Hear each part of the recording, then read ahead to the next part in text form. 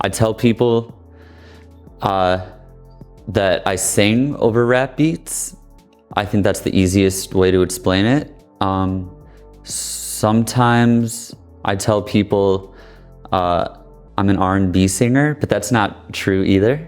So no, I think I'm just singing over rap beats. I like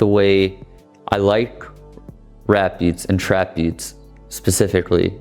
And I like the way that singing sounds over them. But yeah, definitely not a rapper, just a singer.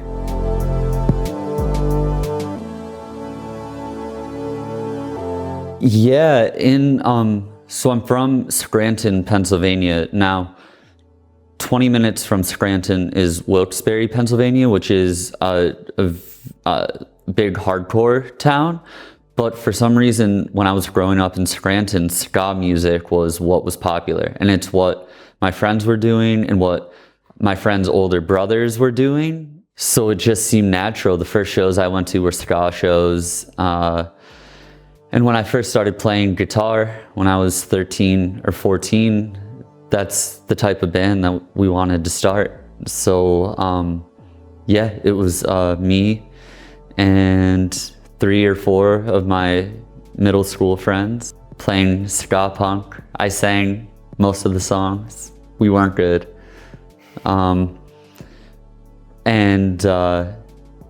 Yeah, I think from there, we eventually just started playing punk music. But for years, ska music was what we loved. I still love it.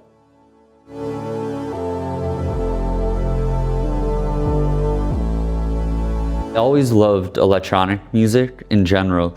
The first music that I was buying was like rap singles, CD singles. So Puff Daddy, Mace, Notorious B.I.G., stuff like that, Busta Rhymes. When I was young, 10 or 11 years old. And even when I was in ska bands or punk bands, I was still listening to electronic music. Eventually it was stuff like Crystal Castles or Picture Plane, and like Witch House stuff is what really brought me back into it. But I was always interested in dance music and everything like that. So when I first started Wicca Phase, the plan was for it to be an electronic project. And I didn't think any more than that. You know, I didn't know that eventually it would have a rap influence. But once it started to, and once I started getting beats from people, I realized that it was natural and part of who I always was. So that was the plan. But I also think that what I'm doing still feels like punk music to me in the way I write and you know, the way I'm influenced by melodies and song structure.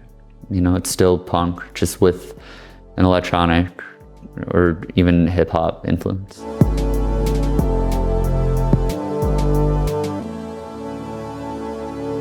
In 2010, 2011, I was very active on Tumblr, and through that was introduced to a lot of alternative comic book artists, and started talking to them, corresponding with them. I had a blog where I would interview them. That's now deleted, so don't try and find it.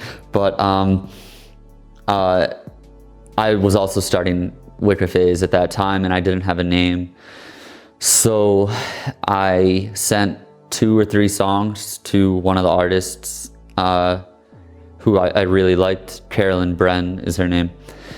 And I said, what do I name this project? And she just said, Wicca Phase Springs Eternal. And that was it.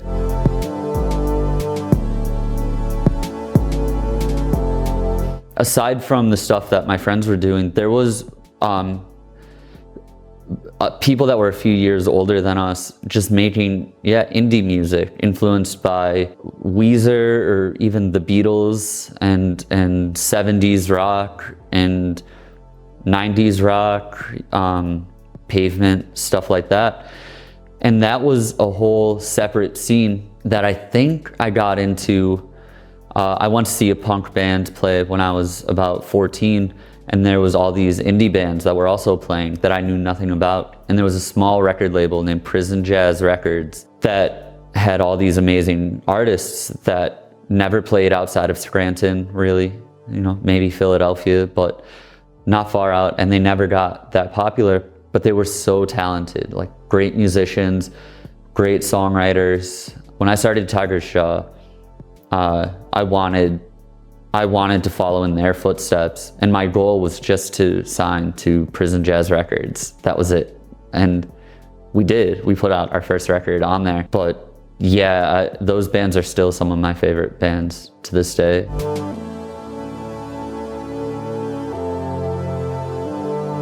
Europe has been great. I was in the UK for a week before this with Turnstile. In those shows, well, I should say that I've only ever played London before as Wicca Phase. So I got to see, you know, Manchester, Birmingham, Glasgow, Cardiff. And the shows were great. They were, most of them sold out, I think, if not all of them. And I knew that I would be playing to an audience that, one, might not have ever heard me, and two, might not know what to expect, but that makes it fun. And you know, it's boring if everyone likes your music all the time. So yeah, it's fun to walk out on stage and try and win people over, especially when you can see that some people visibly and sometimes audibly hate you. But the shows were great. Turnstile is one of my favorite bands, and now I start this run of shows with Cremation Lily, who's an amazing artist from Brighton, and we'll see. Obviously, we'll have more Wicca Phase fans at those shows than last week. But no, I love Europe.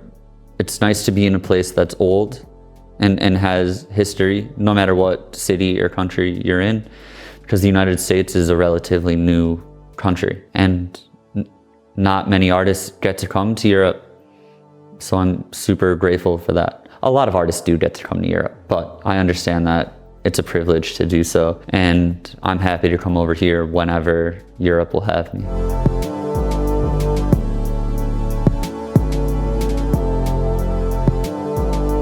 So I spent June recording a full-length album for Run for Cover Records.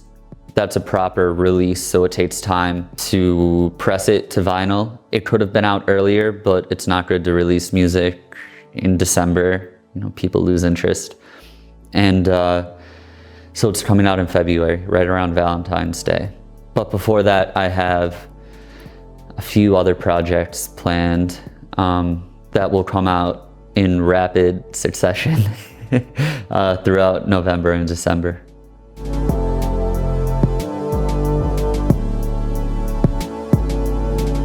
Lil B is a huge influence on me, because I think he makes what we're doing, what me and Goth Boy Click and other artists, Lil Uzi Vert, or you know, I mean, any artist, any rapper now that's slightly weird, you know, Young Thug, non-traditional. I think Lil B made that possible for a lot of people. Wes Isold from Cold Cave and American Nightmare is high up on my list. Cold Cave was a major influence on me when I was starting Wicca Phase. And Phil Elverum from Mount Eerie in the microphones. I mean, he influenced me since the first time I heard him. I got one of his CDs from the library, not knowing who he was. And that music has stuck with me to this day. It's where the name Tiger's Jaw comes from. It comes from a Phil Elverum song. Yeah, he's high up. I don't know what that collaboration would sound like, but I think he's number one, for sure.